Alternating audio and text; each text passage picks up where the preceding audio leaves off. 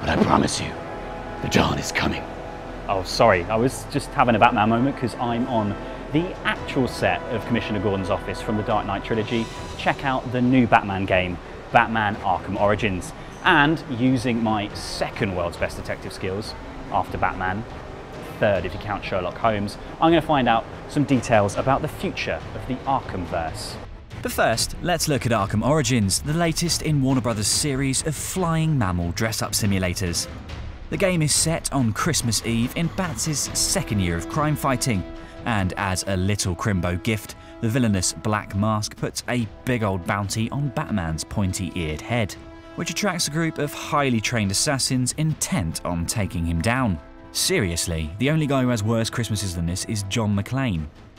The aim of setting the game in the Dark Knight's second year is to show Aurora Batman, one who is still angry over the death of his parents, and from a gameplay perspective, just that little bit more brutal when taking out Gotham City's overabundance of thugs.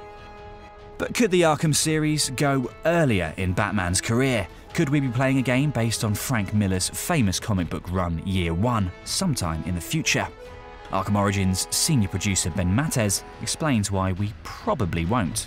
Year one, you would theoretically be playing a Batman who's not yet good at being Batman, right? If you've read the book, it's almost embarrassing, some of the stuff that happens to him, right?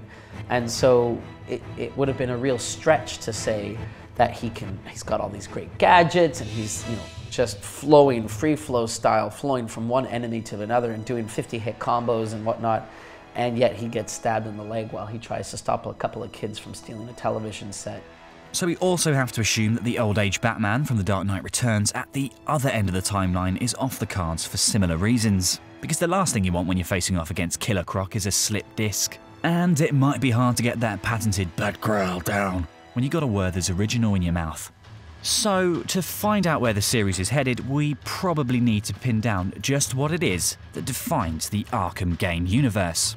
I think the absolute first thing, the pillar, is the WWBD. What would Batman do? You have to keep players in the fantasy of being the character.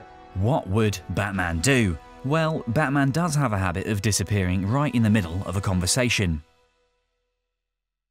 But that's not going to get anything done. So let's find out what stories a new Arkham game could feature. It's hard to speculate about where the franchise might go. One of the brilliant things about the universe of Batman is that, as you know, there are hundreds of stories that can be told, and we now have a kind of career timeline that's been established between Arkham Origins, which is year 2, Arkham Asylum, which is roughly speaking year 7, and then Arkham City, which is roughly speaking year 9. And so I think another potential opportunity, should this franchise continue, is to continue to explore opportunities in between those elements as well, because there's lots of wonderful things that happen in that space. So the future of Arkham remains a mystery. But at least we can make up for our lack of detective prowess by playing as the world's greatest detective in Batman Arkham Origins.